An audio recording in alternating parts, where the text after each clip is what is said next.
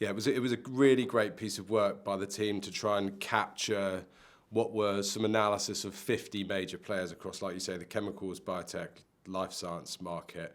I think amongst sort of big highlights, firstly, key highlight was that 80% of those companies now have senior leaders owning and operating the strategy for sustainability across those organizations, which I think we're getting accustomed to very quickly, but actually that wasn't normal even 3 years ago. So that's a massive shift. The other piece that really stood out for me is that 30% of those sustainability leaders are members of the exec team. These are senior people with huge influence at boardroom, which again is significant for the direction of travel of where we're going.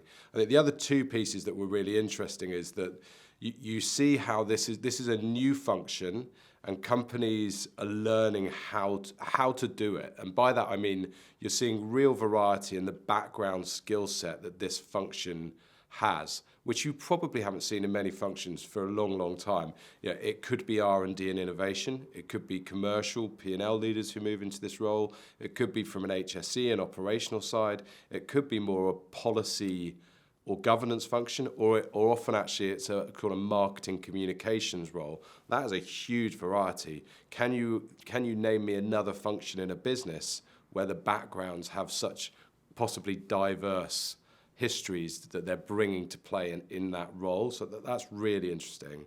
And the other piece that is not so explicit in that report, but we've really noticed, is that there are a few competencies that have become really, really essential for this person to be successful, whatever functional or educational background they come from. This person really needs to be able to set a strategic vision. For someone to be credible as this head of sustainability in a company of any size now, they need to understand the market dynamics, and they need to be able to present what the future is going to look like in the future. Not the future we're in today, but what will it look like in 5 years, and how do we play towards that? The second piece that we really notice is program management skills. Most companies these days have some form of matrix structure. They have complex supply chains and operations environments, and often they have very complex customer channels as well.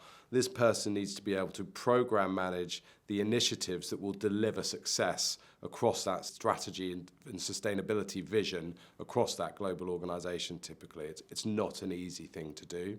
And the third piece is actually all about marketing communications, because really you're trying to capture the hearts and minds of people across an organization about something that, whilst it has great reference point these days, and it's obviously very, very newsworthy and on the tip of most people's tongues, actually bringing that to life around what that means in practice is a much more complex thing to be able to do.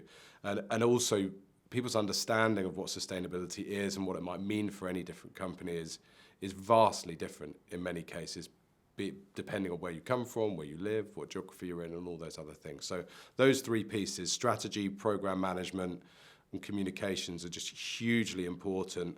And our role as a company, as we see it, is to help companies to try and navigate this process. So that means helping companies to identify what those critical competencies are and where they're strong enough to actually perform this role, and also to understand what is the right skill set to apply into this role depending on what your business is. So a lot of what we're doing is actually trying to capture information and show companies the options.